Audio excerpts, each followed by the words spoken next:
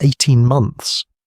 That was how long Celeste had worn the heavy diamond on her left hand without her husband so much as grazing her skin.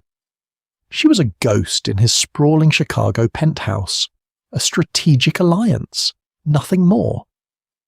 Until a single, genuine smile directed at another man brought the city's most ruthless syndicate boss to his knees, unleashing a possessive fury that would burn their carefully constructed boundaries to ash.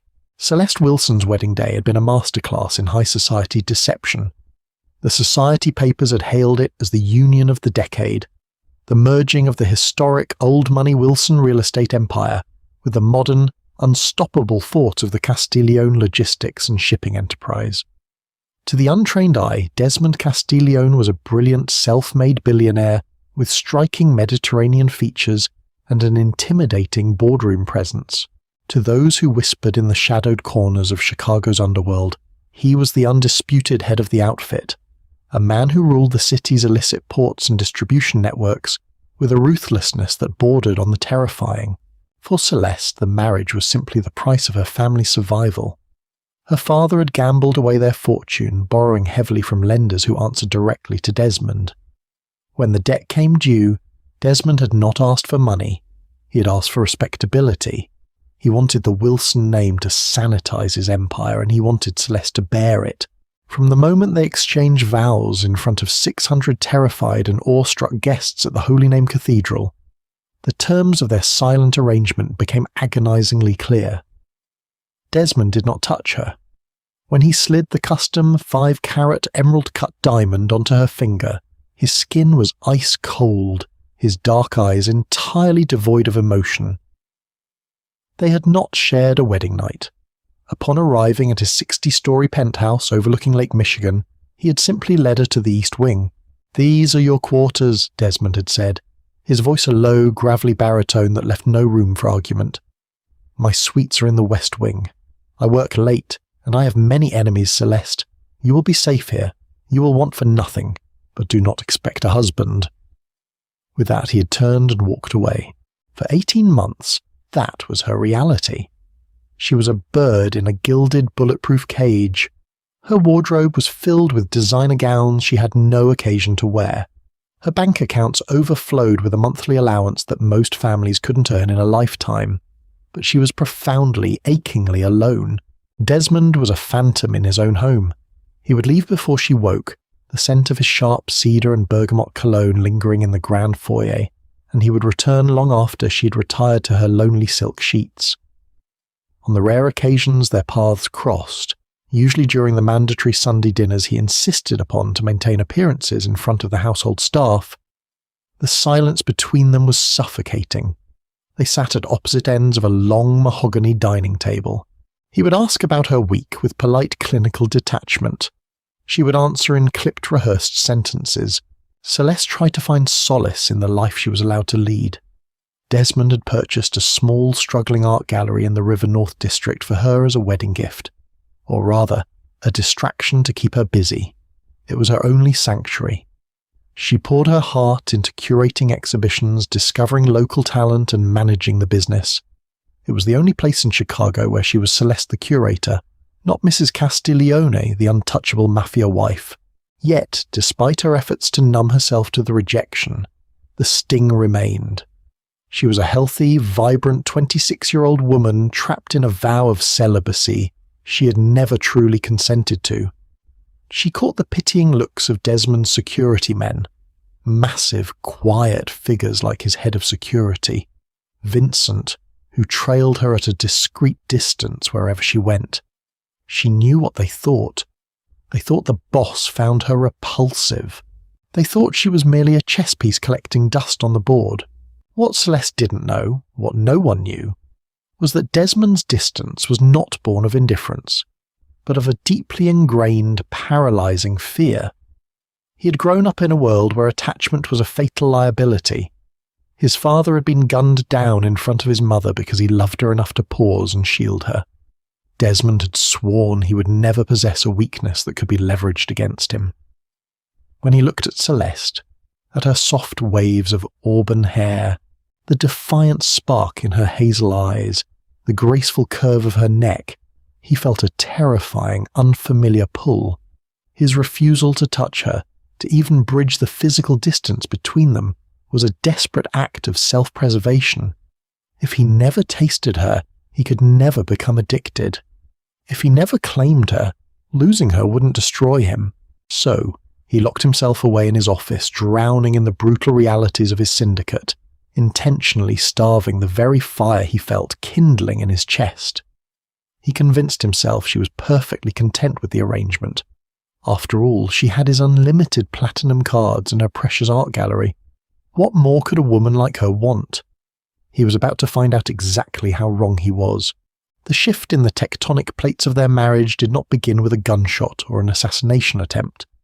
It began on a rainy Tuesday afternoon with the ring of a brass bell above the door of Celeste's gallery. Celeste had been struggling with the layout of an upcoming contemporary sculpture exhibit. She had just dropped a heavy catalogue onto the front desk, sighing in frustration, when a voice called out from the entryway. I'd recognise that dramatic sigh anywhere. Celeste froze, her heart doing a strange flutter as she looked up. Standing in the doorway, shaking off a wet umbrella, was Luke Harrison. Luke had been her closest friend and confidant during their undergraduate years at Columbia University.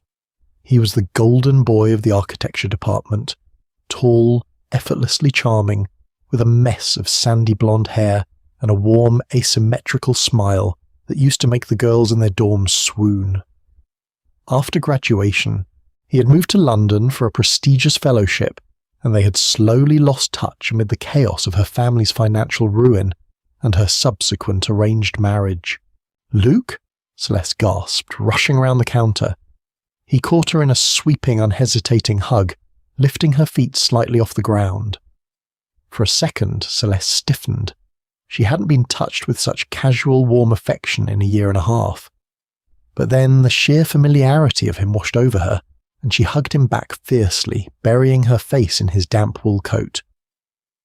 "What are you doing in Chicago?" she asked, pulling back, a genuine, radiant smile breaking across her face. "I took a partner position at a firm downtown," Luke explained, his eyes scanning her face. "I heard you were running this place. Celeste, it's beautiful. You always said you wanted your own gallery." It's been a project," she said, blushing slightly. Over the next 3 weeks, Luke became a fixture at the gallery. He offered to redesign the lighting system for the sculpture exhibit pro bono, claiming he needed a distraction from his corporate clients. Celeste found herself looking forward to mornings for the first time in 18 months.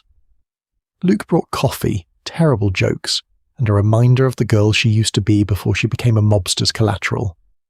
They spent hours laughing over architectural blueprints, eating take-out Chinese food on the floor of the gallery, and arguing playfully over colour palettes. She was so starved for human connection, for someone who looked at her as a person rather than a liability or a boss's wife, that she didn't notice the subtle shift in her own demeanour. She started wearing her hair down. She bought a new perfume. The dull, defeated look in her eyes was replaced by a bright, vibrant spark. But if Celeste didn't notice, the shadows watching her certainly did. Vincent, Desmond's stoic head of security, was not paid to be blind. Every evening he delivered a meticulously compiled security report to Desmond's private office in the West Wing. Usually Desmond barely glanced at them. Mrs. Castiglione went to the gallery. Mrs. Castiglione went to the florist. Mrs. Castiglione had lunch alone at the Drake Hotel. But on a Thursday evening, as Desmond sat behind his massive oak desk nursing a glass of scotch, Vincent lingered by the door. "Sir," Vincent said, his voice tight, "there is an anomaly in the usual routine. Page 4. Desmond paused, his dark eyes snapping up to meet his bodyguards. Slowly he set his glass down and flipped to the 4th page of the dossier. There were photographs, surveillance shots taken from across the street of the gallery. In the first photo, Celeste was laughing, her head thrown back, a vibrant smile on her lips that Desmond had never once seen directed at him. Standing next to her was a man with sandy blonde hair, his hand casually resting on the small of Celeste's back as they looked at a painting. In the second photo, the man was wiping a smudge of paint off Celeste's cheek. She was looking up at him with an expression of soft, trusting warmth. A sudden, violent roaring filled Desmond's ears. It was a physical sensation, a dark, suffocating wave of adrenaline and territorial rage that slammed into his chest with the force of a freight train. The glass in his hand cracked under the sudden crushing pressure of his grip.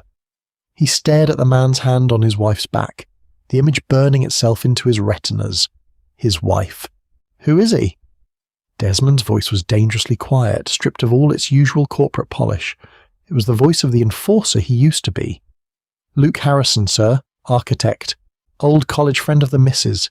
He's been at the gallery every day for the past 3 weeks. They seem very close. Close, Desmond repeated, the word tasting like battery acid on his tongue. He looked at the photograph again. He had kept her at a distance to keep her safe, to keep himself disciplined. He had convinced himself that she was untouchable. But seeing another man breach that perimeter, seeing another man bask in the warmth that belonged legally and completely to him, shattered every rational barrier he had built. There's the annual Art Institute charity gala tomorrow night, Vincent added hesitantly. Mrs. Castiglione informed the staff she would be attending. She requested an extra ticket for Mr. Harrison as her escort. Desmond's head snapped up. She what? She assumed you would be unavailable, sir, as usual. The silence in the office was absolute, heavy with the promise of violence. Desmond stood up slowly, the shattered pieces of his scotch glass falling to the Persian rug. The carefully constructed facade of the cold, indifferent businessman was gone. The beast beneath the surface had just been woken up and it was starving. Clear my schedule for tomorrow night, Desmond ordered softly, his eyes never leaving the photograph of Luke's hand on Celeste. Tell the driver to have the Maybach ready at 7. I will be escorting my wife to the gala. The following evening, the ballroom of the Art Institute was a sea of silk, diamonds, and champagne. Celeste stood near an ice sculpture, looking breathtaking in a backless, emerald-green silk gown that clung to her curves. Luke stood beside her, looking dashing in a tailored tuxedo, handing her a flute of champagne and leaning in close to whisper a joke that made her laugh brightly. She felt beautiful.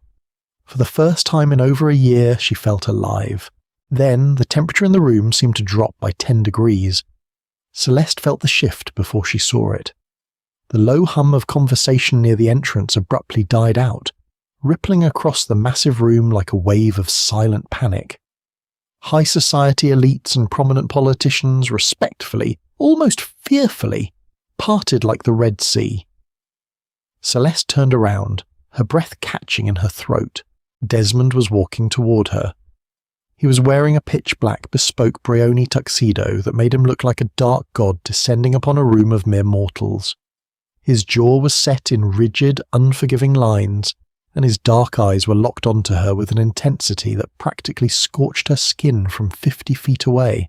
Flanked by Vincent and 3 other massive men, he looked every inch the ruthless underworld king he truly was. He had never once attended a society event with her. He had never once looked at her the way he was looking at her right now, like a predator that had finally cornered its prey. Luke shifted slightly, stepping half an inch closer to Celeste in an instinctive, protective gesture. It was a fatal mistake. Desmond's eyes snapped from Celeste to Luke, tracking the movement. A terrifying, predatory darkness flared in the Mafia boss's gaze. He didn't break his stride, but his presence suddenly felt massive, suffocatingly dangerous. When Desmond finally stopped directly in front of them, the silence between the 3 of them was deafening. He didn't look at Luke. He kept his burning gaze fixed solely on Celeste, his eyes trailing down the exposed skin of her neck, lingering on the plunge of the emerald silk before rising back to meet her shocked hazel eyes. "Celeste," Desmond murmured, his deep voice carrying a dark, intimate possessiveness that sent a violent shiver straight down her spine. He reached out slowly, deliberately, and his large, warm hand wrapped firmly around her bare waist, pulling her flush against his chest. It was the very first time in 18 months of marriage he had touched her. "You forgot to ask your husband for a dance." The collective gasp from the surrounding elite was drowned out by the thunderous pounding of Celeste's own heart. Desmond's hand on her waist was a brand of fire, searing through the thin emerald silk of her gown. His grip was entirely unyielding, pulling her so flush against his chest that she could feel the solid, terrifyingly calm rhythm of his breathing.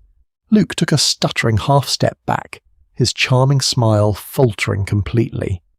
He was a successful architect, accustomed to negotiating with tough corporate executives, but he was entirely unprepared for the suffocating, primal aura of a man who ruled a criminal empire. "Mr. Castiglione," Luke managed to say, extending a hand that trembled almost imperceptibly. "I'm Luke Harrison. I'm an old friend of Celeste's. It's a pleasure to finally—" Desmond did not even glance at Luke's outstretched hand. His dark, fathomless eyes remained fixed on Celeste, searching her flushed face with a ravenous intensity. "Vincent," Desmond said, his voice a soft, silken threat that cut through the ambient noise of the ballroom like a straight razor. "Mr. Harrison was just leaving. Ensure he finds his coat, and his way back to London." "Desmond, stop it!" Celeste hissed, her shock giving way to a sudden defensive anger. She pushed against his chest, but he was a statue carved from granite. "He is my guest. You have ignored me for a year and a half. You cannot just waltz in here and—" "I'm not waltzing, Celeste," Desmond interrupted, seamlessly shifting his grip to her hand and pulling her toward the center of the floor as the orchestra nervously began to play a slow, sweeping classical piece. "I am claiming what is mine. Now, dance with me." He pulled her into a traditional frame, his movements terrifyingly fluid and precise. Celeste stumbled over her first step, entirely overwhelmed by his proximity. He smelled of rain, expensive cedar, and the sharp, metallic tang of cold power. "You don't own me," she whispered fiercely, her hazel eyes blazing as she glared up at his sharp, merciless jawline. "You left me in that penthouse to rot. You made it perfectly clear that I was nothing to you but a signature on a marriage license. You don't get to be jealous." Desmond's jaw clenched, a muscle feathering in his cheek.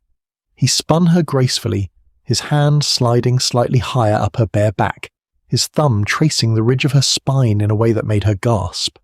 "I was keeping you safe. From my world. From myself. By freezing me out?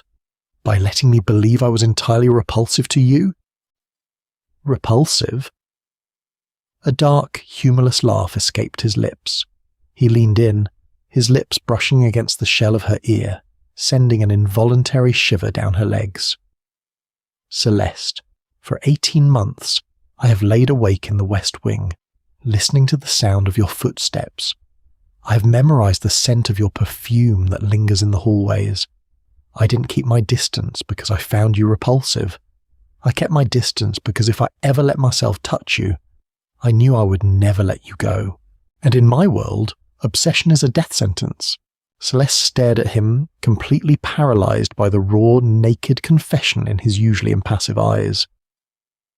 The cold, untouchable Mafia king was looking at her with a desperate, consuming hunger. "Then why now?" she breathed, her anger dissolving into a confusing, breathless anticipation. "Because seeing another man touch you broke every ounce of discipline I possessed," Desmond growled, pulling her impossibly closer. "Because I would rather burn my entire empire to the ground than watch another man make you smile like that." Before Celeste could process the magnitude of his words, the elegant ambiance of the gala was violently shattered. It started with a high-pitched scream from the mezzanine, followed instantly by the deafening percussive roar of automatic gunfire. The massive crystal chandelier above the ice sculpture exploded into a million deadly glittering shards. In a fraction of a second, the romantic tension evaporated, replaced by brutal, trained instinct. Desmond didn't hesitate. He tackled Celeste to the marble floor, his large body covering hers entirely as bullets chewed through the plaster and floral arrangements around them. "Vincent! Perimeter!" Desmond roared over the screams of the terrified socialites. "It's the Rossetti family, boss. They bypassed the metal detectors through the catering entrance," Vincent yelled back, returning fire with a suppressed tactical pistol from behind an overturned mahogany banquet table. Celeste was trembling violently, her hands clutching the lapels of Desmond's ruined tuxedo. For all the rumours she had heard, she had never actually witnessed the violence of her husband's world.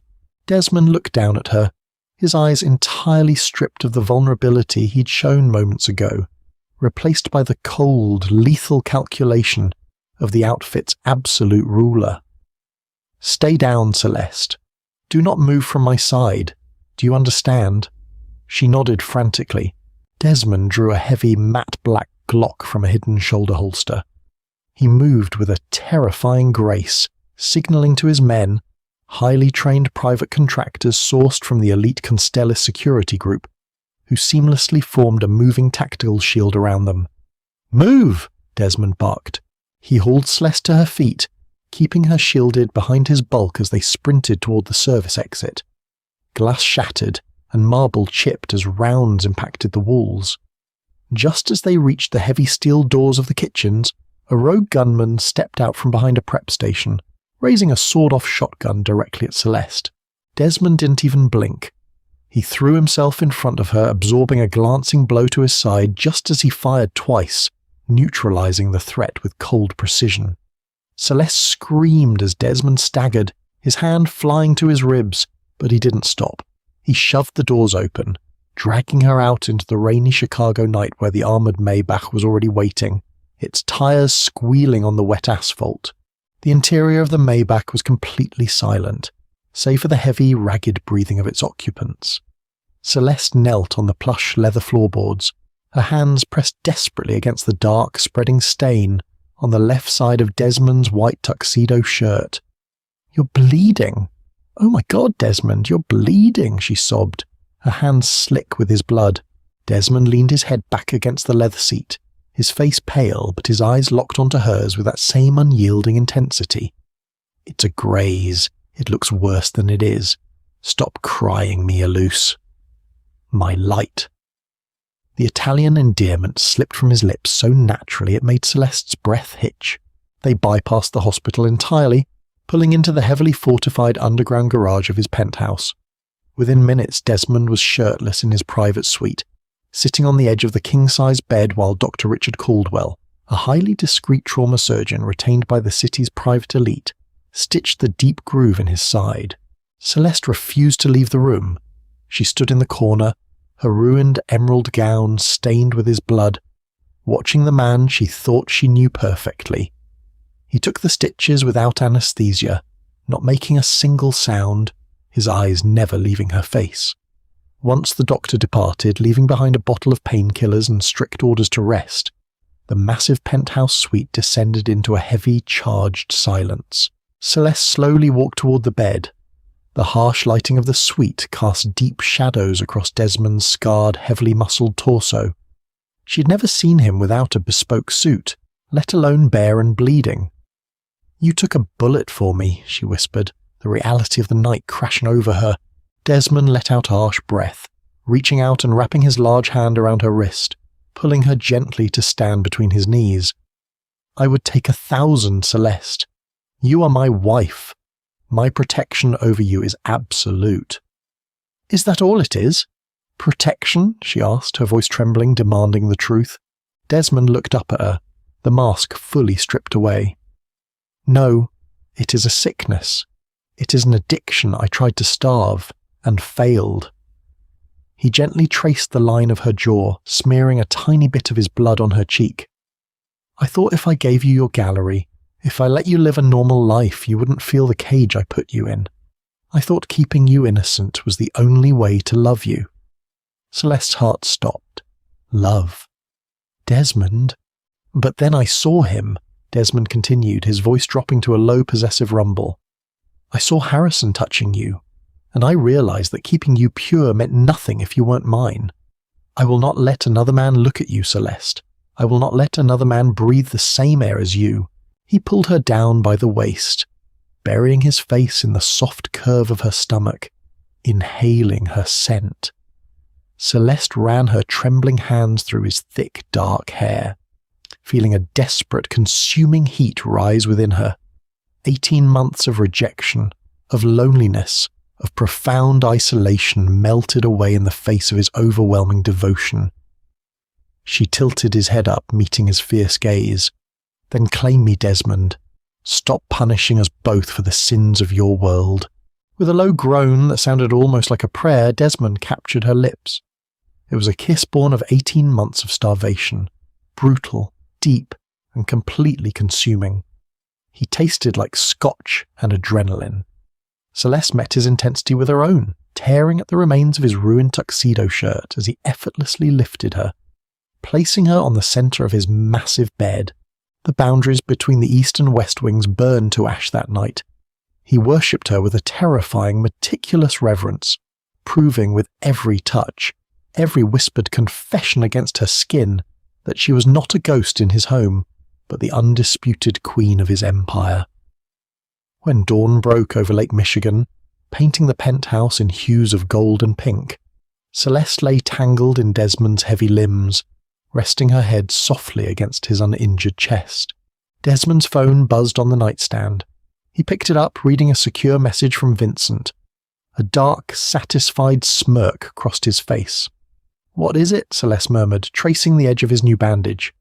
"Just closing a loose end," Desmond said quietly, kissing the top of her head. "It turns out your friend Luke's sudden appearance in Chicago wasn't entirely coincidental." Celeste sat up slightly, frowning. "What do you mean?" "Luke's new architectural firm," Desmond explained, his voice cold and analytical. "It is heavily backed by an offshore shell company, a company that traces directly back to the Rossetti family. They were using him, Celeste. They knew you were my only blind spot. They used his history with you to get him into the gallery, to map my security details, to find a weakness to exploit." Celeste felt a cold chill wash over her. The sweet, nostalgic reunion with her college friend had been a calculated infiltration. Did Luke know? He claims he didn't. He thought it was just a lucrative investor, but his ignorance doesn't excuse the breach. Desmond's arm tightened around her waist, anchoring her to him. Vincent paid him a visit at his hotel an hour ago. He's been given a very polite, very firm escort to O'Hare International. He won't be returning to American soil. Celeste absorbed the information, staring out at the rising sun. A day ago, this revelation would have horrified her. But after the blood, the gunfire, and the profound, staggering truth of her husband's devotion, she felt only a deep, profound sense of safety. She wasn't a hostage anymore, she was a partner. Desmond watched the changing expressions on her face, bracing himself for her fear or her rejection. Instead, Celeste turned back to him, her hazel eyes clear and resolute. She leaned down, pressing a soft, deliberate kiss to his jawline. "Good," she whispered, her voice carrying a new, formidable strength. "Let them know the Castiglione family is entirely impenetrable." Desmond's breath hitched, a slow, genuine smile, the first she had ever truly seen, breaking across his scarred face.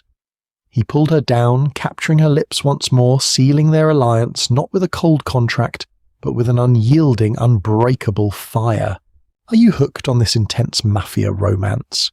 Don't forget to hit the like button, share this dramatic story with your friends who love a good plot twist, and subscribe to our channel for more thrilling, real-life inspired romance dramas every week. Ring the bell so you never miss an episode.